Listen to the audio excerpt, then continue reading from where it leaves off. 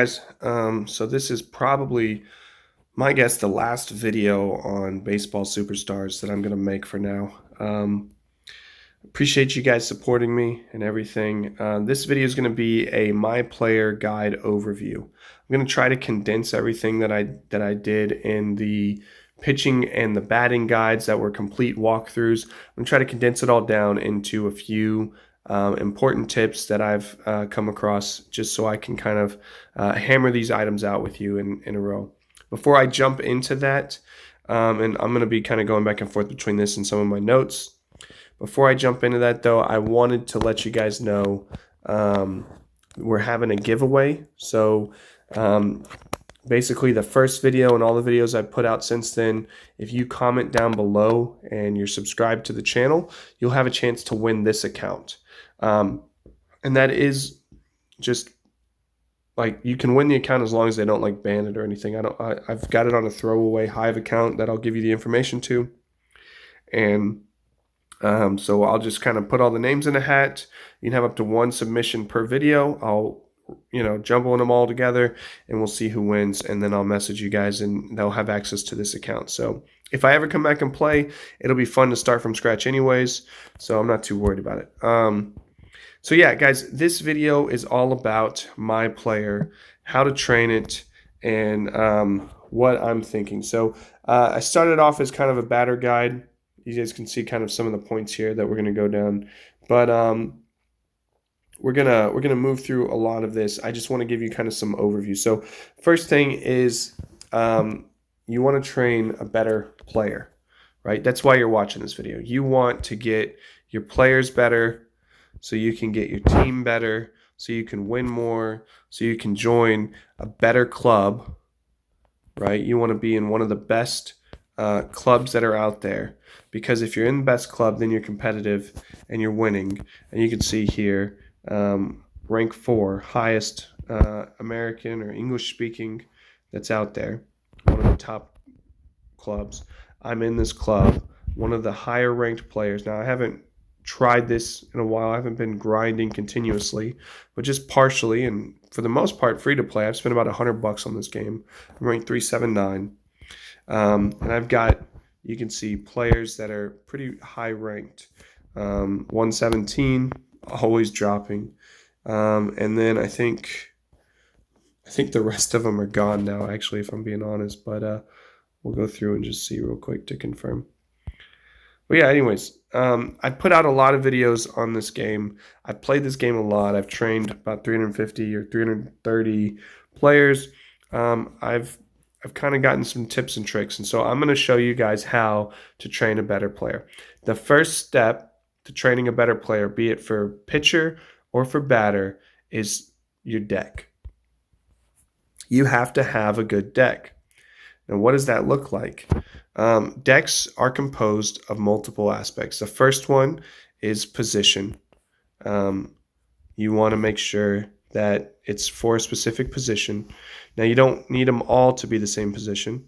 The second one is it has basically skill points, or your skill level, right? You want to have a high skill level. I'll talk about that more in a second.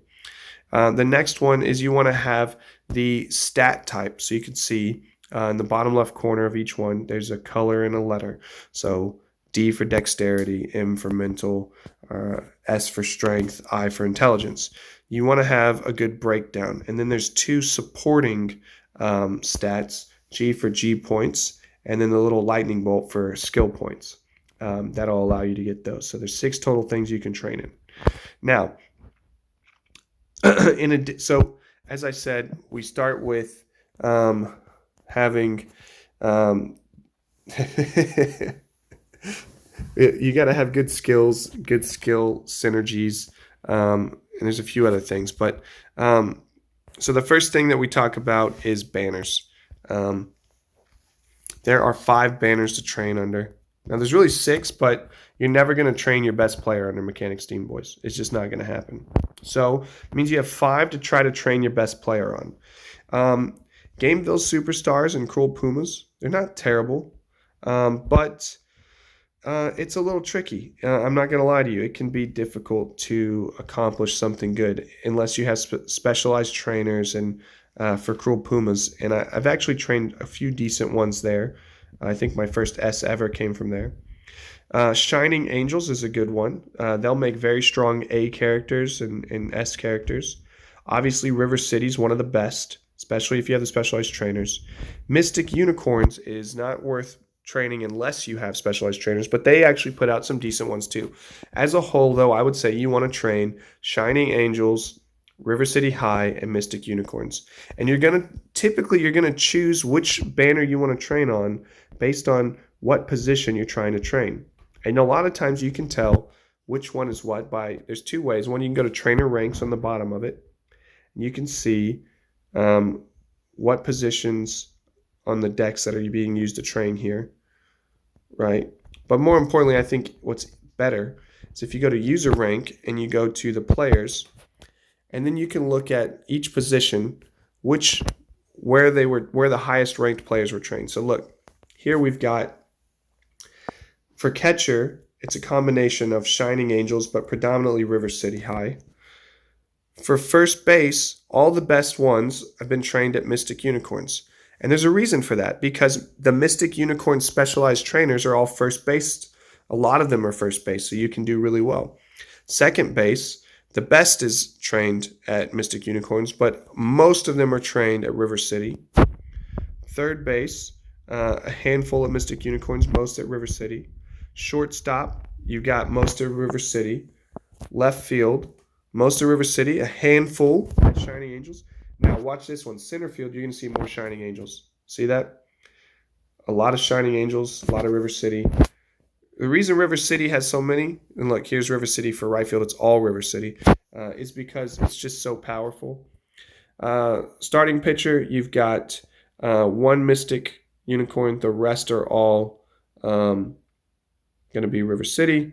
Relief pitcher, one Mystic Unicorn. The rest are River City. And closing pitcher, one Mystic Unicorn. The rest River City. It makes you wonder what Dushark has that we don't. It must be a rank 5 Violet.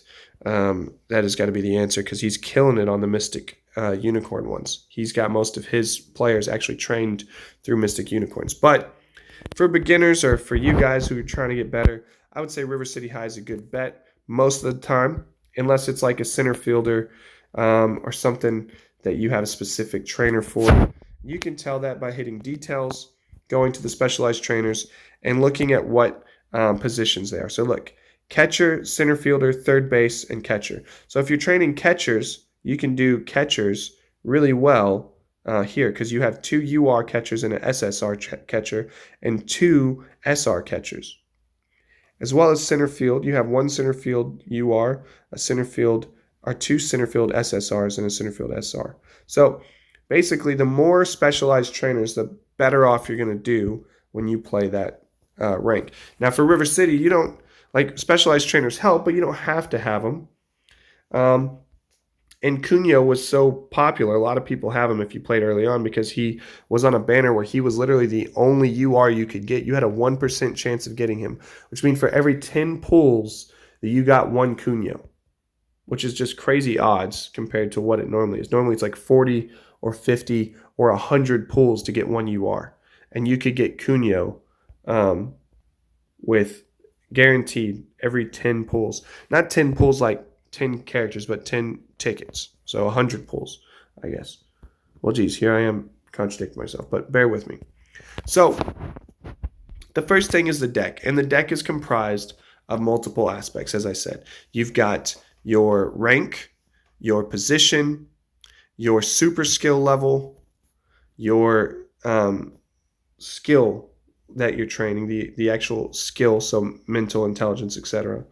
And then you've got the actual individual details of that player. So if we go to the development bonus, so that's the affinity and the rank and skill that you get. So, for example, this is a rank 5 SR.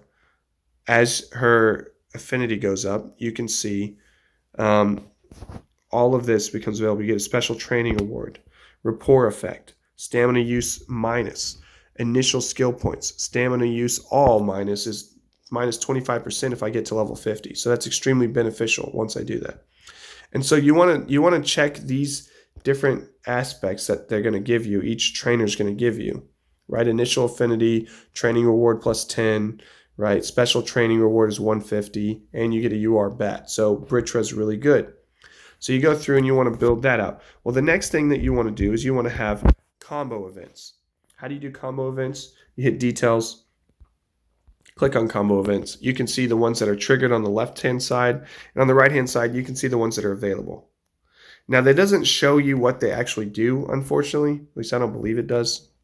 Yeah, I'm not seeing where it actually shows you. Actually, unfortunately, there's nothing that shows you what events actually do. But you want to have combo events. They're just freebies that get tossed in. And a lot of times it helps out a lot because it'll happen. It doesn't count as an event, and it typically happens in between weeks, like at the start of a week. So sometimes it'll give you free stamina that'll help you make it through a week when you normally wouldn't. Combo events. The next thing that you want to have is you want to have costumes. If there are any costumes, you want to use them. So you can see on my right field deck, I have, man, I don't have her in here. Why?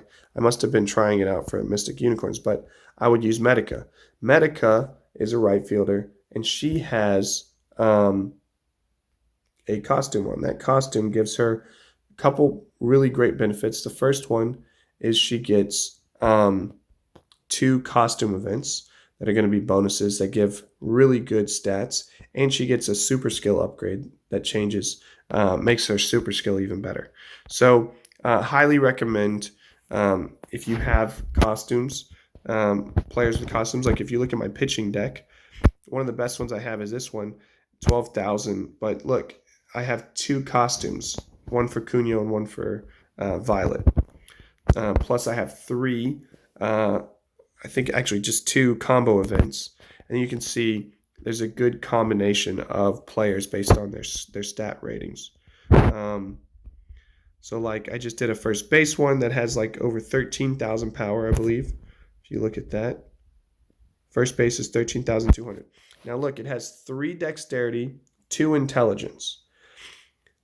Then the next thing that you want to check is you want to check resolve. Resolve is important, right? Whatever position we're training, we want to get max resolve. That has a huge factor in how high your skills or your characters rate. So like it directly affects, I would say like if you have max resolve, it almost is like plus 1 to 2 rating. So like let's say that you were training in A5 but let's say you don't have max resolve, you literally have level 4. You would literally be like an A3 or A4 instead of an A5, if that makes sense to you. It might even be more dramatic than that, but it's extremely important. And the next thing you want to look at is, so you see we have 5 max skills. You want to go through and see what they are. So 3 of them are SSRs, one of them is a UR, and the final one is an SR. So that's actually really good.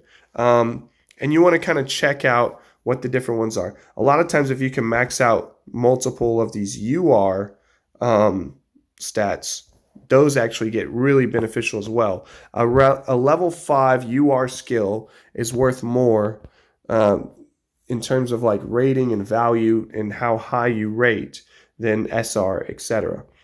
I would rather have one level 5 UR than multiple level 5 SRs.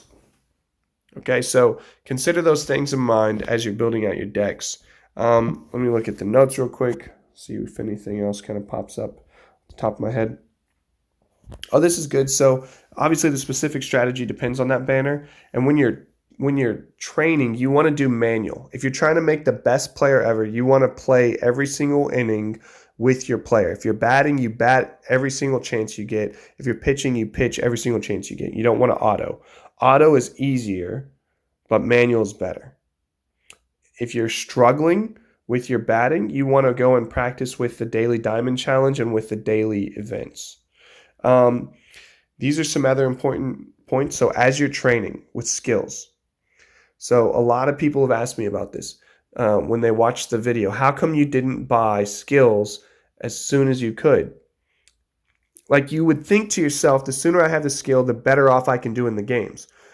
At a certain point, you do well in the games just because you have good stats and good cores and good trainers, and you've learned how to play. Like, I don't ever level up pitches until like I absolutely have to, or there's a really good deal on one, because you just don't need to level up pitches. You can literally get superb every single game, 1 through 7, just pitching a level 1 four seam, right? Because the opponents in my player are only like rank F and rank E.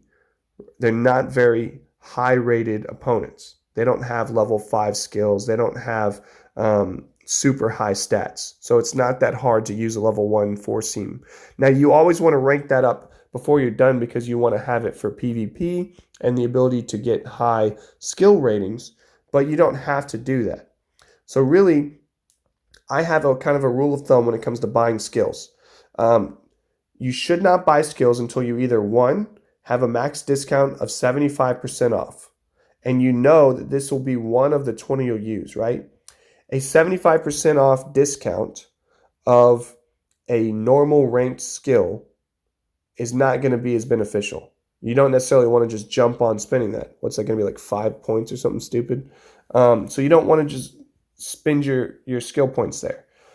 The other thing is, you don't want to, like, 75% off is good, but when I say you want to make sure it's one of the 20, you only get 20 skills that you can train, and you want to prioritize skills based on the rarity, the discount, and the max level. So like, if let's say that you can train it up to level 4 or level 5 and you have 75% off and it's a super, super rare, I would dump my skill points into that right away, right? I would immediately put as many skill points into that as I could, as long as like I'm not going to like jeopardize my ability to get resolve, right?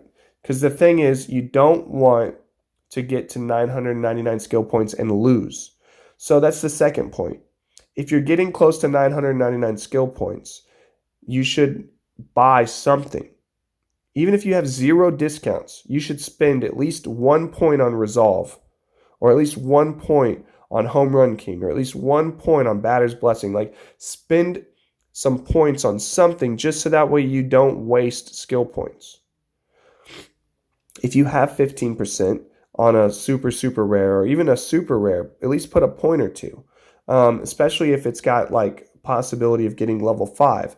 Once you hit level 5 on a skill, it gives you a much higher rating towards your final rating of the account. And if it's the end game, for example, you may not have 999, and you may, like, let's say it's week 7, you're about to go play the last game, and you know that you've beaten 3 of your challenges, 3 of the quests, or whatever they call them, and you're going to get a total of 500 skill points. Plus, you're going to get, typically, if you win the tournament, you're going to get an additional 30 to 6, like 30 from the coach, and then somewhere between 20 and 30 from your whoever you have as your super skill partner. So you're going to get, at that point, somewhere like 560 to 600 skill points. So if you're sitting anywhere above 300, then you want to spend down to at least 300. And the other thing is, at some point, right, like, it's still possible after week 7 game for you to get more skill discounts. But after that, like, whenever you're sitting at the very end before you complete, there are no more skill discounts. There's no point in saving your points anymore. You should go ahead and spend them. And so keep that in mind as you're trying to buy skills. Don't spend your skill points right away. Wait until these things happen. You want to have max discount. You want to be getting close to 999, or it's the end and it's going to be wasted. And when you buy them, you prioritize the rarity, the discount, and the max level. So you want to, actually, I would even say max level is higher than the discount, but you kind of put those together. So you put them in those order. If it's high rarity, high discount, high max level, you do that first. Then you're looking for like a high discount and then a high max level. So like, rarity is important, but like, I would take a level 5 SSR over a level 1 UR, like a batter's blessing level 1. Even if you have a 75% skill, but you have to choose between getting that or getting the 5th level of an SSR, I would get the 5th level of an SSR. Okay, moving on.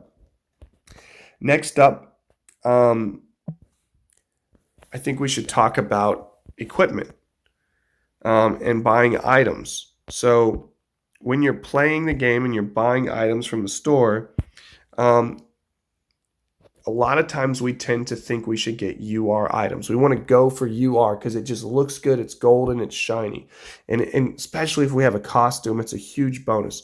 But let's talk about the different levels of stats that we get whenever we're playing the game. So I'm going to jump in real quick. I think I could look at it just by pulling up a player. There we go. I never thought of this before, but this will actually be helpful. So who's a player that might have... He's got all SSR. So here's an actual idea. So there's 3 levels of each rarity. So you have normal rarity, you have rare, then you have super rare, super, super rare, and ultra rare, just like with your trainers. And then inside of each one of those, you have 3 different expense levels. Well, with super rare and super, super rare, you have 3 different expense levels. You have your normal, which give you 240 and 100 and 100 and 2 random stats. And they sell for 4,000 for a super, super rare. And it sells for 3,000 for a super rare. Then you have this one, like this one, it's on sale. You can buy this one for 3,600 G points. It gives the exact same stats. Or for 4,400 G points, you can buy one that gives you 40 extra and 20 extra of the other 2. And it costs you an additional 400. Then you've got, let me see if any of these have like an SR. Oh, look, here's a rare item that gives you 160 and 2 ultra rares. The ultra rare gives you 300 and it gives you 180, 90, and 90. So look at this. This rare item gives 160. Now let's see if we can find a super rare. No, not here. Not here. Somebody please save me. Not here. Man. Here you go, super rare. 160, and it gives you 140 in 1 stat. So I want to point something out. 160 is the exact same as the rare, but you get the additional bonus item. So here's what I want you to know. It is better for you to have all 4 super, super rares. 240 times 4 gives you 480, so 960 stats, plus you get 200 for each, 800 bonus stats. It is better for you to have all 4 super, super rares than to have 1 ultra rare and 3 super, super rare, or 3 super rares. If you were to have 1 ultra rare and 3 super rares, you would only be getting a bonus of 780 versus 960, and you would not be getting as many of the extra bonuses. So just keep in mind that sometimes we want to go after the ultra rare and get the best item, and then we have to skimp on the other ones. But really, you should be trying to balance it out as much as possible, getting a super, super rare. And make sure you're keeping an eye on, like, sometimes you might be getting the imbalanced stat, and a piece of equipment will make the difference. So make sure that you don't want to get an imbalanced stat. An imbalanced stat means that the other 3 added up together are less than that 1 stat. So if you had, for example, let's say 2,400 dexterity, if you add together your strength, intelligence, and mental, and it's not 2,400 or higher, you would get deducted or have a debuff put on you. So yeah, you should go for more SSR and UR if you can. Next up is friend bonus. When you're training, as much as possible, use the friend bonus for the 50% boost. And 9 times out of 10, I try to save it until weeks 5, 6, or 7.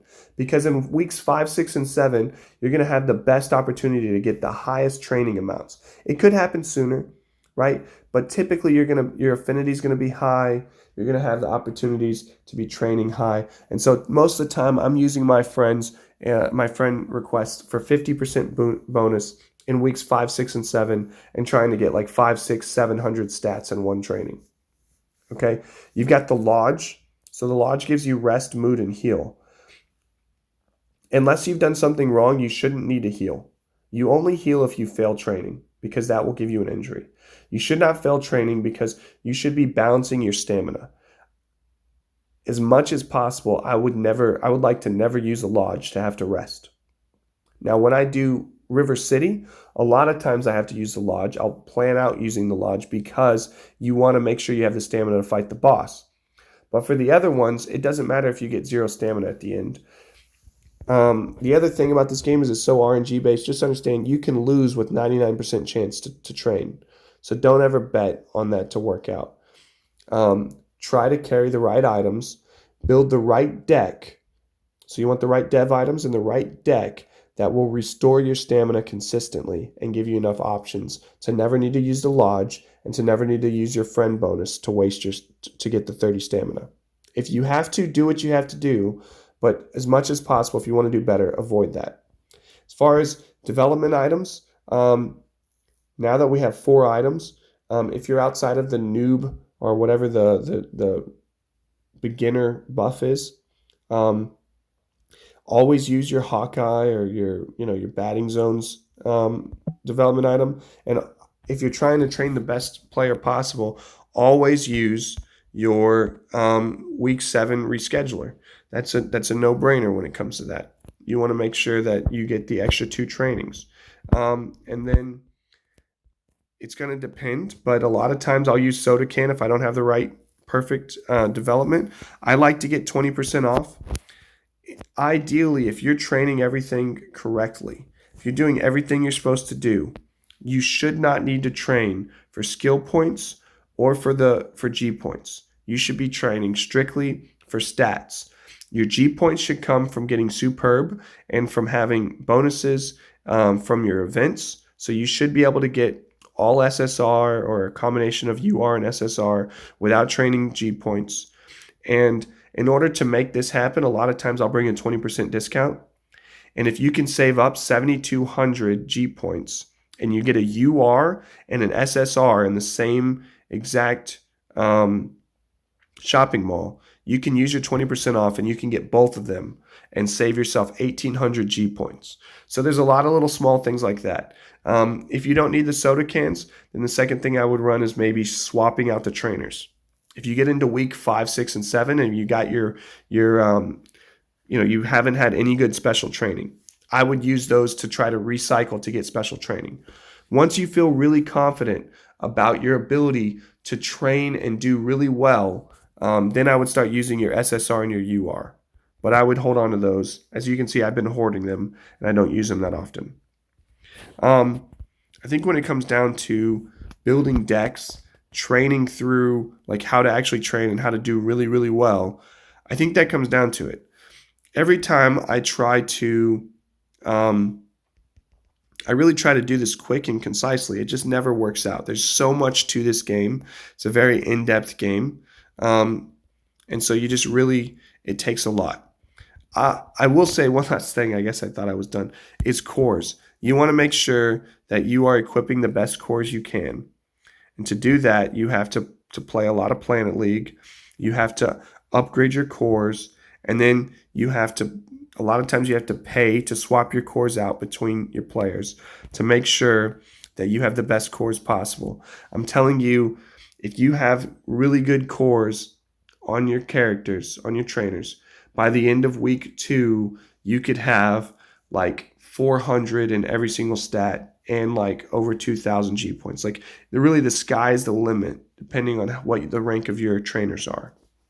Cunyo here alone, because he's rank 4 and he has a bunch of SSR cores on him. I don't even have UR cores on him.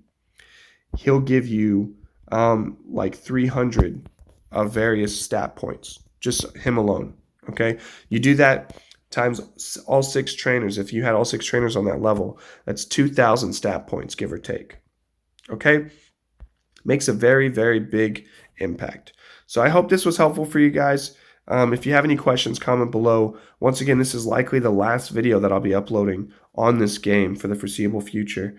I appreciate everybody's help. I appreciate everybody's support, all the love in the comments. You guys have been great. I hope that you'll follow me into the next mobile game that I start playing, whatever that looks like, wherever we end up going. But it's been a lot of fun, and I just thank you guys for all the support. For those of you who subscribed and watched and commented, and just it's been a very fun journey, and I'm glad I could share it with you guys.